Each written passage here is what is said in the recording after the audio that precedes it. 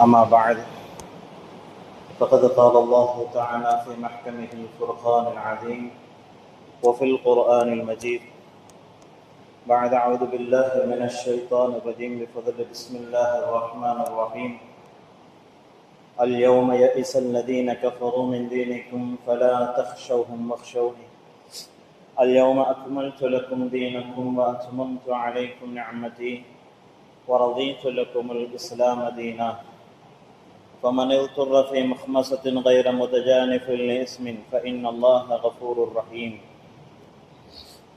صدق الله العلي العظيم وقال نبينا رسول الله صلى الله عليه وسلم والذي نفسي محمد بيده لو بدا لكم موسى فاتبعتموه وتركتموني لضللتم عن سواء السبيل ولو كان حيا وأدرك نبوتي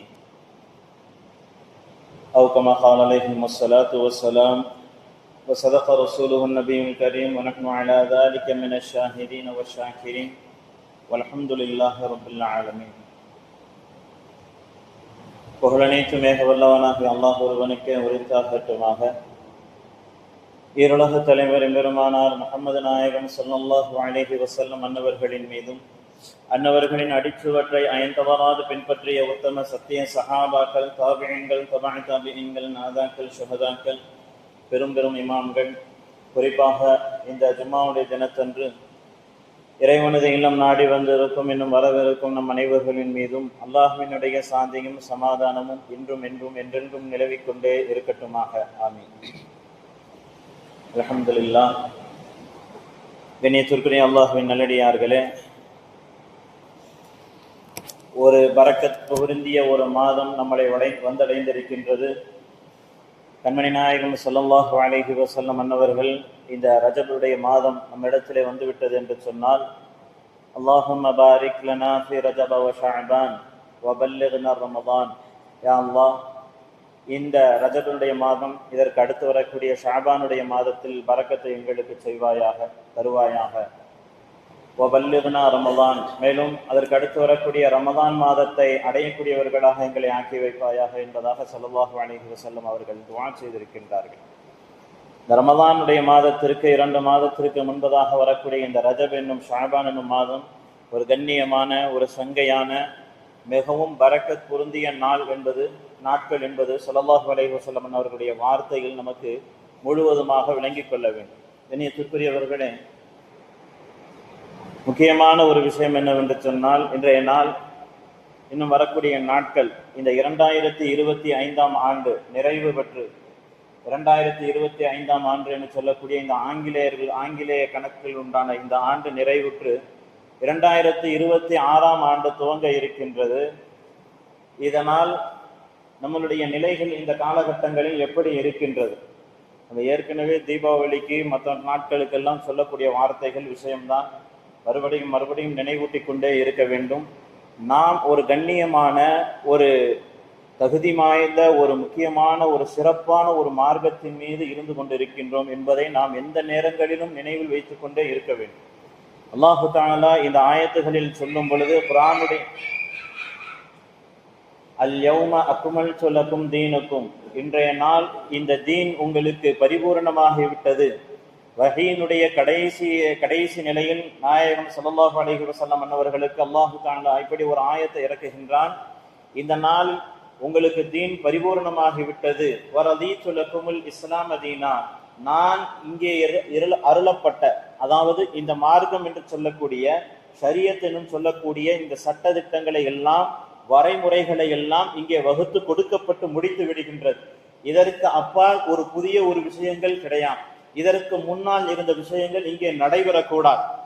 எங்கே நாயகம் ஸல்லல்லாஹு அலைஹி வஸல்லம் அன்னவர்களுடைய வருகை நிகழ்கின்றதோ, அவர்களுக்கு உண்டான அந்த நுபுவத் ஆரம்பமாகின்றதோ, அங்கிருந்து பழைய விஷயங்களை எல்லாம் நாம் அப்புறப்படுத்தி தூக்கி எறிந்து விட்டு ஸல்லல்லாஹு அலைஹி வஸல்லம் அன்னவர்களுக்கு கொடுக்கப்பட்ட, அருளப்பட்ட இந்த திருக்குர்ஆன், அருள்மறையாம் குர்ஆன் ஷரீஃபை நம்மளுடைய வாழ்க்கையில், நம்மளுடைய வேதமாக, நம்மளுடைய வாக்குறுதிகளாக இந்த குர்ஆன் ஷரீஃபை முழுமையாக நாம் எடுத்துக்கொள்ள வேண்டும்.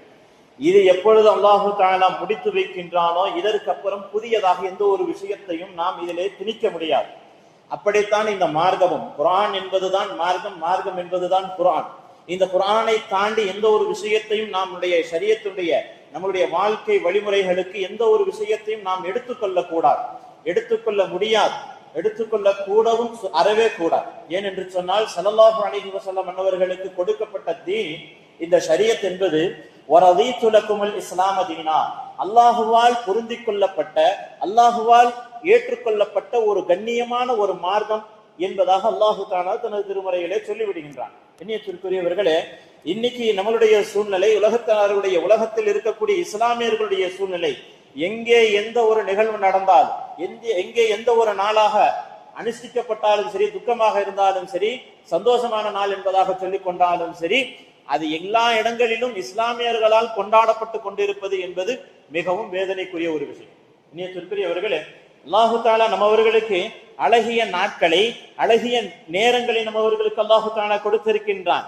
அழகிய அமல்களை நம்மவர்களுக்கு கொடுத்திருக்கின்றான்.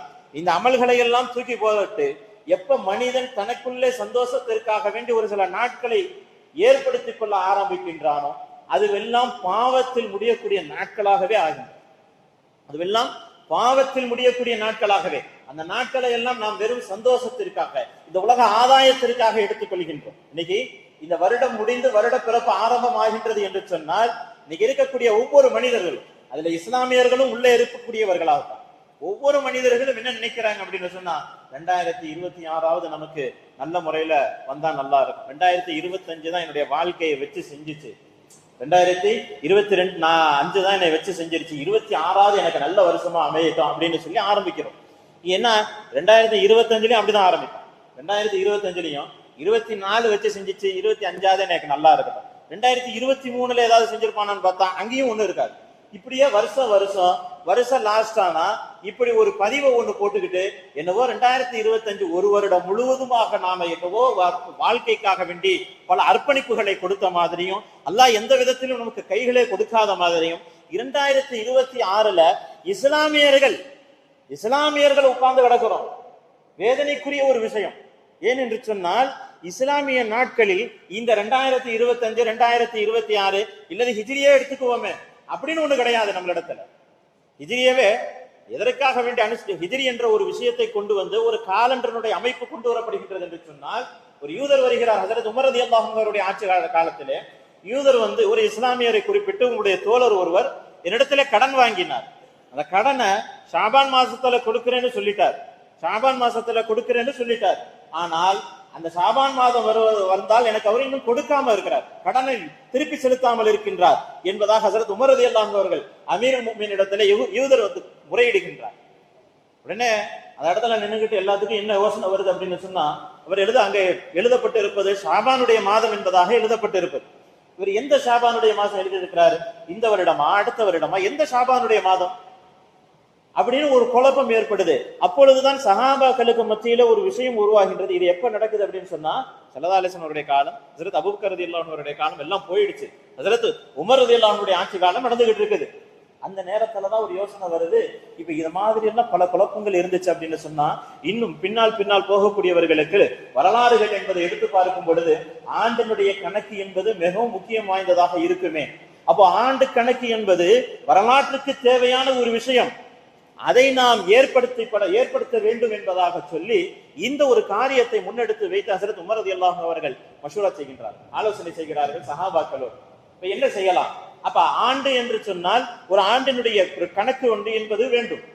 இந்த காலத்துல ஷாபானுடைய மாதம் இருந்துச்சு, ரஜபுடைய மாதம் இருந்துச்சு, ரமதானுடைய மாதம் இருந்துச்சு, இப்படியே மாதத்தினுடைய கணக்குகள் இருக்கும். ஆனால் இதனுடைய ஆண்டினுடைய கணக்கு என்பது எந்த விதத்திலும் இல்லாமல் சும்மா ஒரு பழக்கத்தில் அப்படியே போய்கிட்டே இருக்கும். அந்தந்த ஆண்டுக்கு ஒரு விஷயங்கள் ஏதாவது நடந்துச்சு அப்படின்னு சொன்னா அதை வச்சுக்கிட்டு அப்படியே கொண்டு போயிட்டே இருப்பாங்க. உதாரணமா நம்மளுடைய காலங்கள் எல்லாம் கஜா புயல் வந்துச்சு, கஜா புயல் அடுத்தடுத்து ஒவ்வொரு புயலா வரும் பொழுது ஒவ்வொரு புயலுடைய வருஷம் ஒவ்வொரு புயலை சொல்லி அந்தந்த வருஷத்தை சொல்லிக்கும். அந்த மாதிரி அந்த காலத்துல ஏதாவது ஒரு சூழ்நிலை, ஏதாவது ஒரு அசம்பாவிதங்கள் அங்கே நடைபெற்றால் அந்த விஷயங்களை வைத்துக் கொண்டு இந்த ஆண்டு என்பதாக சொல்லிக் கொள்வார்கள். மாறாக கணக்கு என்ற ஒரு விஷயம் இல்லாமல் இருக்கின்றது. இந்த நேரத்துல தான் ஹஜ்ரத் உமர் ரலியல்லாஹு அன்ஹு அவர்கள் வரலாற்றிற்கு மிகவும் முக்கியம் இந்த கணக்கு, வருடத்தினுடைய கணக்கு என்பதாக முடிவு செய்து அங்கே ஒரு விஷயத்தை ஆலோசனைப்படுத்துகின்றார்கள். வருடத்தை நாம் ஒரு கணக்கில் கொண்டு வர வேண்டும். அப்ப வருடம் எங்கிருந்து ஆரம்பிக்க வேண்டும், வருடத்தினுடைய விஷயம் எங்கிருந்து ஆரம்பிக்க வேண்டும்? இஸ்லாமிய வருடம் என்பது வரலாற்றுக்கு, வருடம் என்பது கணக்கிற்கு தேவை என்பதாக சொல்லி ஆலோசனை செய்யப்படுகின்றது. அங்கே வருடத்தினுடைய முதல் அதாவது ஹிஜ்ரி என்ற ஒரு விஷயத்தை கொண்டு வந்து ஹிஜ்ரத்தை ஞாபகம் வைத்துக் கொள்ள வேண்டும். இஸ்லாமிய சமூகம் என்பது ஹிஜ்ரத்தை ஞாபகம் வைத்துக் கொள்ள வேண்டும் என்பதற்காக வேண்டி ஹிஜ்ரியினுடைய வரலாற்றை எடுத்து ஹிஜ்ரத் கணக்கு என்பதாக அங்கிருந்து ஆரம்பமாகின்றது. அது எப்ப நடந்திருக்கு அப்படின்னு சொன்னா, ஹிஜ்ரத் நடந்து 17 வருஷம் ஆயிடுச்சு. அதுக்கப்புறம் தான் இந்த கணக்கையே கொண்டு வந்து வைக்கிறாங்க.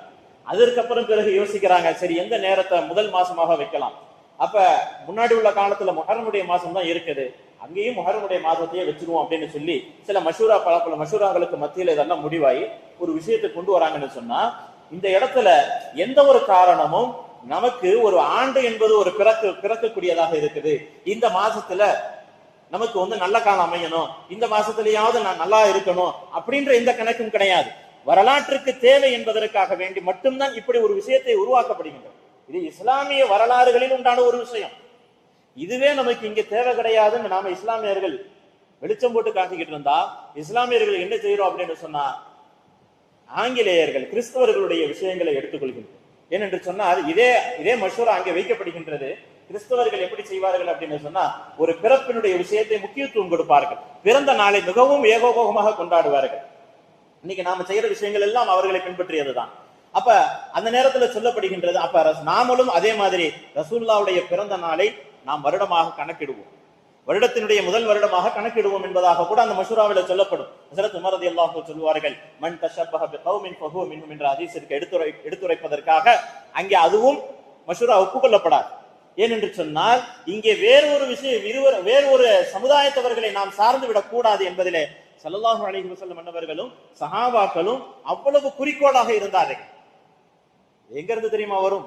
ஹஸரத் உமர் ரலியல்லாஹு அன்ஹு அவர்கள் இந்த மஷூரா கொடுக்கப்படும் பொழுது கூட அவர்கள் அந்த புறக்கணிக்கின்றார்கள் என்று சொன்னால், இதே ஹஸரத் உமர் ரலியல்லாஹு அன்ஹு அவர்கள் நாயகம் ஸல்லல்லாஹு அலைஹி வஸல்லம் அவருடைய சபைக்கு ஒரு தடவை ஓடி வருவாங்க. யா ரசூலல்லாஹ், என்னிடத்தில் ஒரு காகிதம் கிடைத்திருக்கின்றது, இந்த காகிதம் என்ன தெரியுமா? தௌராத்தினுடைய அசல் காகிதம் யா ரசூலல்லாஹ். அப்ப ரசூலுல்லாஹி ஸல்லல்லாஹு அலைஹி வஸல்லம் பக்கத்துல நிப்பாங்க, உமர் ரலியல்லாஹு தூக்கிட்டு வந்து ஓடி வந்து பக்கத்துல நிப்பாங்க. அப்ப நாயகம் ஸல்லல்லாஹு அலைஹி வஸல்லம் அவர்கள் அமைதியா நிப்பாங்க. ஸல்லல்லாஹு அலைஹி வஸல்லம் அவர்கள் தலை கூல குனிஞ்சுக்கிட்டே இருப்பாங்க. உமர் ரலியல்லாஹு தஆலா அந்த தௌராத்தை எடுத்துட்டு வந்திருக்கிறோம், இங்க இருக்கக்கூடிய எல்லாத்துக்கும் இதுல என்ன இருக்குதுன்னு சொல்லலாம் அப்படின்னு சொல்லி ஒரு பதட்டத்துல வேகமா வந்து அங்க நின்று ரசூலுல்லாஹி ஸல்லல்லாஹு அலைஹி வஸல்லம் அவர்களுக்கு பக்கத்துல நின்னுகிட்டு தௌராத்தில் இருக்கக்கூடிய வாசகங்களை படிக்க ஆரம்பித்து விடுவார்கள். இங்கே கண்மணி நாயகம் ஸல்லல்லாஹு அலைஹி வஸல்லம் அவர்களுடைய முகம் கோபத்தால் சிவக்க ஆரம்பிக்கின்றது. ஹஸரத் அபூபக்கர் ரலியல்லாஹு அன்ஹு அவர்கள் பார்ப்பாங்க, யா உமர் வைலக யா உமர், உமரே உனக்கு நாசம் உண்டாவதாக, பக்கத்துல என்ன நடக்குதுன்னு நீ பார்க்காம நிக்கிற. ரசூலுல்லாஹி ஸல்லல்லாஹு அலைஹி வஸல்லம் அவர்களுடைய முகத்தை பாருங்க, முஹம்மது ஸல்லல்லாஹு அலைஹி வஸல்லம் அவருடைய முகத்தை பாருங்க அப்படின்னு பார்த்தா ஸல்லல்லாஹு அலைஹி வஸல்லம் அவருடைய முகம் கோபத்தால் சிவந்து கொண்டிருக்கின்றது. இந்த நேரத்தில் ஹஸரத் உமர் ரலியல்லாஹு தஆலா அவர்கள் படபடத்தவர்களாக, யா ரசூலல்லாஹ், நான் தவறு இழைத்து விட்டேனா அப்படின்னு சொல்லி இந்த காகிதத்தை சுருட்டி போட்டு விடுகின்றார்கள்.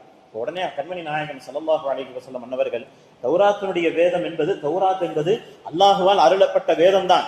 ஒருவேளை ஒரு நேரம் அன்னைக்கு மட்டும் நாயகம் ஸல்லல்லாஹு அலைஹி வஸல்லம் அவர்கள் இந்த இடத்துல கண்டுக்காம, சரிப்பா படிக்கட்டுமே, தௌராத்து தானே, அல்லாஹ்வுடைய வேதம் தானே அப்படின்னு சொல்லி விட்டு இருந்தா இன்னைக்கு வரைக்கும் தௌராத்தை படிச்சுக்கிட்டு இருக்கோம். இன்னைக்கு வரைக்கும் தௌராத்தையும் நாம ஏற்றுக்கிட்டு படிச்சுட்டு உட்கார்ந்துருக்கோம். நான் நாயகம் ஸல்லல்லாஹு அலைஹி வஸல்லம் அன்னவர்கள் இந்த தீனுல் ஷரியத் என்பது, இந்த தீனுல் இஸ்லாம் நமக்கு கொடுக்கப்பட்ட மார்க்கம் எந்த அளவுக்கு தூய்மையானது, எந்த அளவுக்கு உன்னதமானது என்பதை ஒரே வார்த்தையில் அங்கே உபயோகித்து சொல்லுவார்கள் கண்மணி நாயகம் ஸல்லல்லாஹு அலைஹி வஸல்லம் அவர்கள்.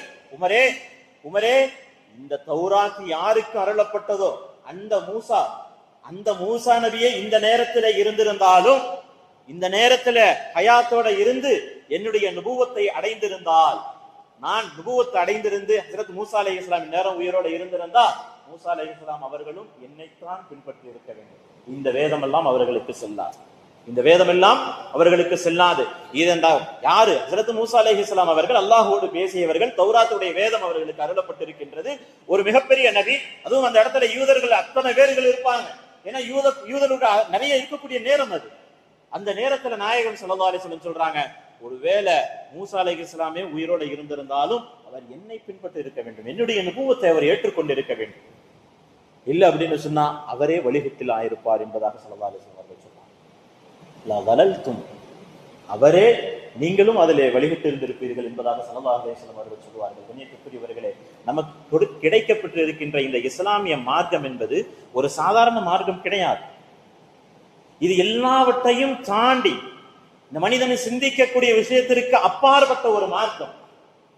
இது நமக்கு கிடைத்திருப்பது நாம் எந்த நேரத்தில் அல்லாஹ் இருக்க அல்லாஹ் நம்மை தேர்ந்தெடுத்து விட்டான். அல்லாஹ் நம்மளை தேர்ந்தெடுத்திருக்கின்றான். நான் எந்த நேரத்துல கொடுத்து வச்சனோ அப்படின்ற வார்த்தைக்கெல்லாம் இது தகுதி கிடையாது. அல்லாஹ் நம்மளே தேர்ந்தெடுத்து விட்டான். அந்த ஒரு வார்த்தைக்கு மட்டும்தான் தகுதி.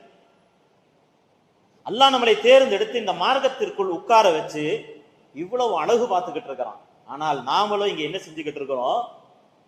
2025 முடிய போகுது, 2026 என்னை என்ன செய்ய போகுது, 2026 என்னுடைய வாழ்க்கை எப்படி இருக்க போகின்றது, 2025, 26, 27 என்பதாக சொல்லிக்கொண்டு மாதத்தினுடைய கணக்குகளை எடுத்துக்கொண்டு நாட்களுடைய வார்த்தைகளை கிழமைகளை எடுத்துக்கொண்டு யூதர்களின் பின்னாலும் நசராணிகளின் பின்னாலும் நான் ஓடோடி கொண்டு இருக்கின்றோம். காலண்டர் போடுறோம். இன்னைக்கு வியாபாரங்கள் இதெல்லாம் பெரும் பெரும் வியாபாரங்கள், அவ்வளவுதான். ஆனால் நமக்கு என்னவோ இதுதான் பெரிய விஷயம்ன்ற மாதிரி இதை கொண்டு போய் நம்ம வீட்டுல அடிக்கி வச்சுக்கிறது. காலண்டர் எங்க கிடைச்சாலும் வாங்கிக்கிறது. முன்னாடி எல்லாம் காசு கொடுத்தாலும் காலண்டர் கிடைக்கும். இப்பெல்லாம் காசெல்லாம் கிடையாது. எல்லா இடத்துலயும் ஃப்ரீயா தான் வந்துகிட்டே இருக்கு. அவங்கவுங்க பிசினஸுக்காக பண்றாங்க. அதுல பெரிய கொடுமை என்னன்னு சொன்னா, இந்த ஆயத்துல் குர்சி மக்கா மதீனா போட்ட போட்டோவெல்லாம் நம்ம வீட்டுல மாட்டிக்கிட்டு அதுல போய் பத்தி கொளுத்தி வைக்கிறது. ஒரு படி மேல பார்த்தோம்னா சில வீடுகளில பத்தியை கொளுத்தி அந்த காலண்டர் கிட்ட போய் அந்த புகையை அப்படி விட்டுட்டு போறோம். அல்லாஹ் பாரு, அவன் காலண்டர் அடிச்சது அவன் நம்மளை கவரணும், வியாபாரத்தை கவரணுன்றதுக்காக ஒரு வேலை பார்த்து கொடுத்துட்டான். இதை நம்மளுங்க கடவுளாக்கி அவங்களும் அப்படித்தான் செய்யறாங்க. அவன் பார்த்தா நம்மளும் அதே தான். மகரிப் நேரத்துல பத்தியை கொளுத்தி கொண்டு போய் காலண்டர் கிட்ட ஒண்ணு காலண்டரோட குத்தி வச்சிடுறது, இல்லைன்னா காலண்டர் மக்கா மதீனாவுக்கு ஊதுபத்தி போடுறது, இல்ல ஏதாவது ஒரு தர்கா போட்டோ வச்சுட்டு ஊதுபத்தி போடுறது. நம் எப்பேற்பட்ட அவலமான நிலைகளில் வாழ்ந்து கொண்டிருக்கின்றோம் இஸ்லாமியர்கள். ஸல்லல்லாஹு அலைஹி வஸல்லம் இதைத்தான் பயந்தாங்க.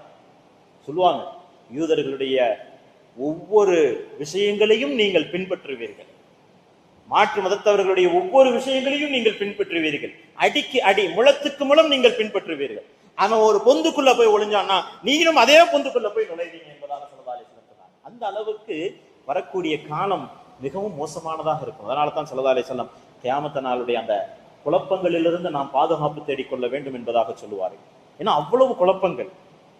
நசராணிகளையும் யூதர்களையும் பின்பற்றி இன்னைக்கு ஆடைகளிலிருந்து நம்மளுடைய ஒவ்வொரு விஷயங்களையும் எடுத்து பார்ப்போம். ஒரு நாளைக்கு எத்தனை முறை யூதர்களையும் நசராணிகளையும் நாம் பின்பற்றுகின்றோம். காலண்டர்ல தேதி பார்க்கிறோம், நம்ம நினைச்சுக்கிறோம் சும்மா சாதாரணமா தேதி பார்த்து நம்ம காலத்தை ஓட்டிக்கிட்டு இருக்கிறோம் அப்படின்னு சொல்லி. நசராணிகளுடைய பின்பற்றுறது இன்னைக்கு காலகட்டம் அப்படிதான் ஆயிப்போச்சு. இன்னைக்கு காலகட்டம் இப்படி ஆயிப்போச்சு அப்படின்னு சொல்றதுனால வட்டி வாங்குறத கூட நம்ம சர்வசாதாரணமா நினைக்கிறோம். விபச்சாரம் செய்வதை கூட சர்வசாதாரணமாக நினைக்கிறோம்.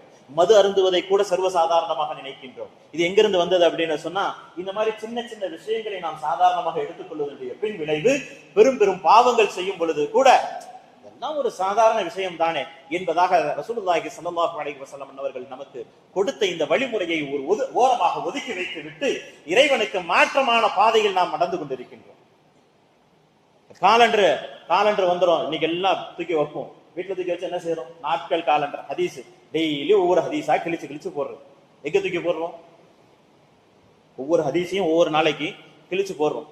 என்னைக்காவது அந்த ஹதீஸை படிச்சு ஒரு மனனம் செய்வோம் அப்படின்ற ஒரு யோசனை இருந்துச்சானா, 365 நாள் இருக்கு, 365 ஹதீஸ் இருக்கு, ஆயத்துல் குர்ஆன் ஹதீஸ் இருக்குது, இதை நான் மனப்பாடம் செய்யறேன் ஒரு வருஷத்துல அப்படின்னு ஏதாவது ஒரு முடிவு எடுத்துக்கிட்டு நம்ம வாங்கி வச்சோம்னா அல்ஹம்துலில்லாஹ். ஆனால் அதுல இருக்கக்கூடியது எல்லாம் நமக்கு மாற்றமான வார்த்தைகள், நமக்கு இஸ்லாத்திற்கும் அதுக்கும் சம்பந்தம் இல்லாத விஷயங்கள். தேதியிலிருந்து நல்ல நேரம், கெட்ட நேரம், அது என்ன அஷ்டமி, நவமி, எல்லாத்துல அமாவாசை எந்த நேரத்துல வருது எல்லாத்தையும் அந்த காலண்டர்ல பாக்குறது. இது எல்லாமே இஸ்லாமியர்களுடைய வழிகள் கிடையாது அன்பானவர்கள். முக்கியம் அதுதான். வரக்கூடிய புத்தாண்டு, இந்த புத்தாண்டாவது என் வாழ்க்கையில நல்லா நான் இருந்துடணும், இந்த புத்தாண்டாவது இந்த வருஷமாவது நான் எதையாவது செஞ்சிடணும், அதையாவது பண்ணிடணும் அப்படின்னு சொல்லி இப்படியே காலத்தை ஓட்டுறவர்கள் இருப்பவர்களை தவிர இந்த நேரத்துல நம்மளுடைய காலம் எல்லாம் ஒண்ணுதான் அப்படின்னு எதுவுமே கிடையாது. வரலாம் இந்த ஆகஸ்ட், ஜனவரி, பிப்ரவரி நம்ம பின்பற்றுகின்றோம் அல்லவா? ஜனவரி, பிப்ரவரி, மார்ச், ஏப்ரல், மே, ஜூன் 12 மாதம். அதே மாதிரி மண்டே, சண்டே, டியூஸ்டே இதெல்லாம் பின்பற்றுறோம் அல்லவா? அதை அப்படியே கொஞ்சம் அதெல்லாம் எங்க இருந்து எடுத்ததுன்னு எடுத்து பாருங்க. 12 மாதங்கள் அவர்களுடைய 12 கடவுள்களுடைய பெயர்களை வச்சிருப்பாங்க. 12 கடவுள்களுடைய பெயர்கள். மார்ச் முடிஞ்சு ஏப்ரல் வந்தா பனியில இருந்து வெளிச்சம் கொடுக்கக்கூடிய கடவுளுக்கு வந்து ஏப்ரல்னு சொல்லுவாங்களாம். அதனால ஏப்ரல் வெயிலுடைய நாட்கள்ல ஏப்ரலுடைய வெயில் பேரை வச்சிருக்கிறாங்க. அகஸ்டின் என்று சொல்லக்கூடியவனுடைய கடவுளை முன்னிட்டு ஆகஸ்டுடைய மாசம் வச்சிருக்கிறாங்க. மேவுடைய மனைவி தான் ஜூன் அப்படின்னு சொல்லி ஜூன் என்ற ஒரு பேரை வச்சிருக்கிறாங்க. திருப்பி எடுத்து பார்த்தோம்னு சொன்னா அல்லாஹு அக்பர், இந்த 12 மாதங்களுடைய பெயர்களும் 7 நாட்கள் கிழமைகளுடைய பெயர்களும் முழுக்க முழுக்க அவர்களால் உருவாக்கப்பட்ட வார்த்தைகள். இது எங்க இருந்து வருது அப்படின்னு சொன்னா, நாயம் ஸல்லல்லாஹு அலைஹி வஸல்லம் காலத்துல இந்த கிபி எல்லாம் கிடையாது. அதற்கப்புறம் கொஞ்சம் கொஞ்சமாக காலம் போக போக கிபின்னு ஒரு ஆரம்பிச்சு கிபி அப்படின்னு ஒரு விஷயத்தை ஆரம்பிச்சு கொண்டு வந்து இன்னைக்கு அவர்கள் மேலோங்கி நிற்கின்றார்கள். காரணம் என்ன தெரியுமா? இஸ்லாமியர்கள் யூதர்களின் பின்னாடியும் நசராணிகள் பின்னாடியும் இருப்பதன் காரணமாக அவன் முன்னாடி போய் நிற்கிறான். இன்னைக்கு எத்தனை இடங்களில அரபு தேசங்களில கூட இன்னைக்கு சூழ்நிலைகள் மாறிக்கொண்டிருக்கின்றன. ஸல்லல்லாஹு அலைஹி வஸல்லம் சொல்லிட்டு போயிருக்காங்க அல்லவா, அவன் பொந்துக்குள்ள நுழைஞ்சா நீனும் போய் பொந்துக்குள்ள போயிருக்கு அப்படின்னு சொன்னாங்க அல்லவா. இன்னைக்கு காலங்களை பார்த்தோம் என்று சொன்னால் மறுமை நாளுடைய அடையாளங்களிலே பலவிதமான அத்தாட்சிகள் நமக்கு கண்ணு முன்னாடி வந்துகிட்டே இருக்கும். நமக்கு அரபு தேசம் அரபு நாடுகளை கொண்டு நம்ம எல்லாம் முன்னாடி நல்லா அவங்களா உருப்படியா இருந்தாங்க அப்படின்னு சொல்லி பார்த்தா இன்னைக்கு அவர்களும் இவனுடைய பொந்துகளுக்கு பின்னால் போய் ஒளிய ஆரம்பித்து விடுகின்றார்கள். வெள்ளிக்கிழமையில லீவு கிடையாது, வெள்ளிக்கிழமையில ஜும்மாவுடைய நேரங்கள் குறைக்கப்படுகின்றது. அவர்களை போன்றவே இதுவும் வியாபார பூமியாக மாறுவதன் காரணமாக இங்கேயும் ஞாயிற்றுக்கிழமை லீவு, இது போன்ற விஷயங்களை எல்லாம் அங்கே உருவாக்க